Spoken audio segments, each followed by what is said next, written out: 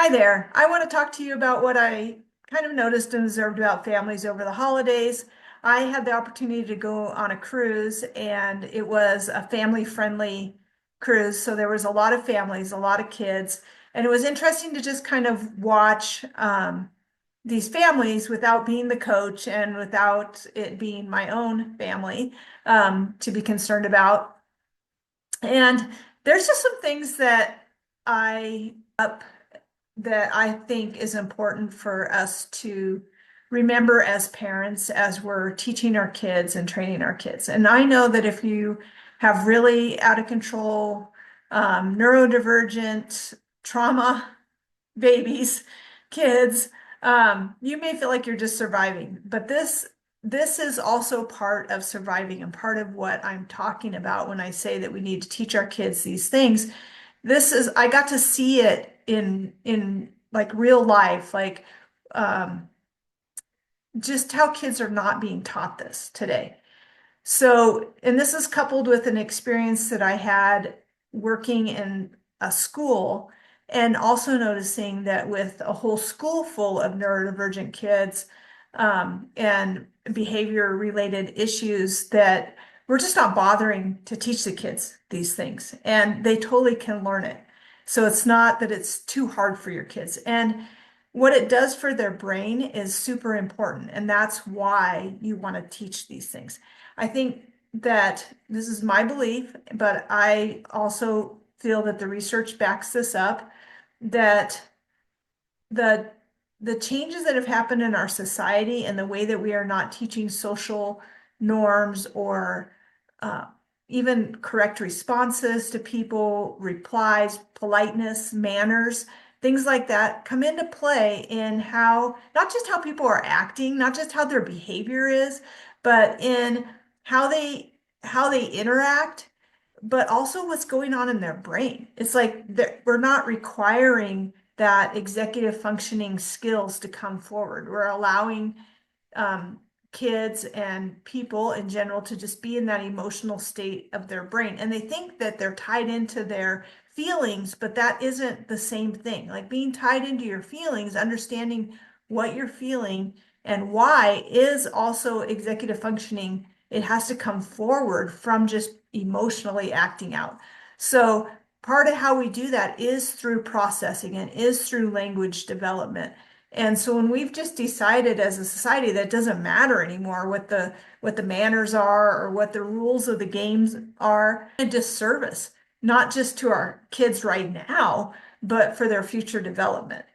So we were playing, I don't know if you've played this game, but we were playing cornhole on the cruise ship. So we're kind of in this, there's a little area where there's a walking track, and off to the side, they had two sets of cornhole set up.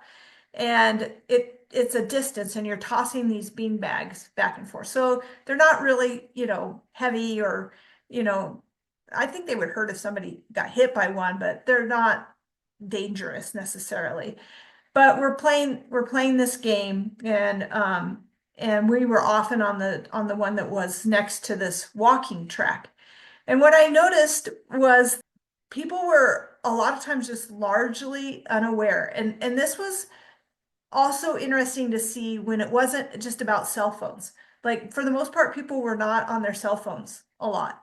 And they're just walking, and there was a lot of people, and they would just like walk right through the gate. And sometimes they would I had I'll tell you about another game that we played that had the same thing happen. But they wouldn't often get hit, but it might come really close to them, and they were like, "Oh, sorry," And what I saw a lot with the kids is just no guidance of like, "Hey, this is how we do it," or "Look out, there's, this is going on. Be aware of the people around you." So it wasn't totally chaotic because, like I said, for the most part, families were together. And there were places for these different things, but it was a little bit of that during the cornhole that I kind of saw. Sometimes just people not being aware. So the we also there was a mini golf course, and you had to go into the mini golf course to play that. It wasn't like it was just everywhere. And it was interesting because they had a different type of golf ball for it, so that one, I think it didn't go as far and it was lighter because you had a lot of people in an area. It wasn't gonna like knock somebody out if it hit them, if somebody hit the ball too hard. But we were playing and we did it in the morning, and so there wasn't anybody really out there. Well, there was maybe a family ahead of us and a family behind us, and everybody was being respectful. And the family ahead of us was teaching the kids the rules, like, okay, you know, finish up, or you're closer to the hole, so you go.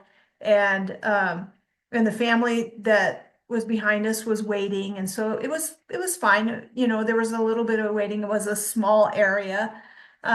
But as more people came, it became very chaotic. Kids were just grabbing balls and golf clubs and just putting their, like, we had a group of teenage boys that just came like through the middle of the course, and we were standing waiting for the family ahead of us to finish, and they came right in front of us and started going. It was like we were invisible. It was so just weird, you know. And they played like two holes, and just kind of disappeared after that. And they didn't have any parents there, so you know, and that's I mean, on the cruise ship is pretty safe for the kids to kind of be up in that area. But what I saw too was just as more families came, there was just a lot of like the kids just hitting the ball however they wanted. And when I grew up, we played miniature golf in a lot of different places. It was something my dad liked to do. We used to take our horses and go horse showing on the weekends a lot. And he would find either a water park or a mini golf place, and we would go play. And he taught us the rules, and he taught us etiquette. Same thing when I played tennis. The same thing when I played pickleball. Like whatever it is, like there's rules and there's etiquette, and that is important to also teach your kids. And again, it's good for their brain. It's good for their thought process, for all of it. So that was I was kind of watching that, and I thought that was really interesting. And then the same thing, like later we were playing cornhole, and there were other families came up to play because we were just using one of the things.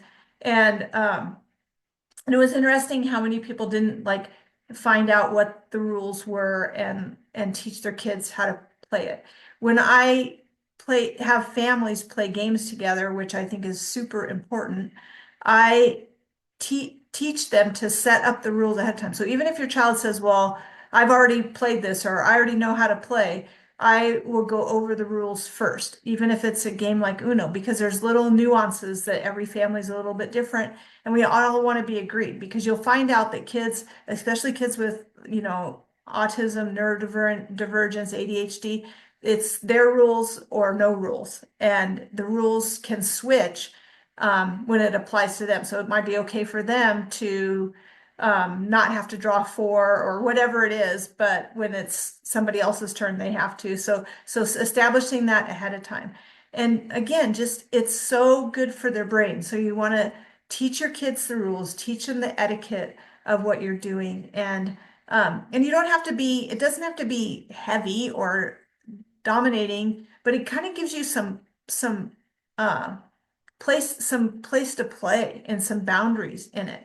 And if the kids are not playing by the rules, it's okay to say, we're done. We're not going to be able to finish, and let's go. We'll try again later when you can do it right.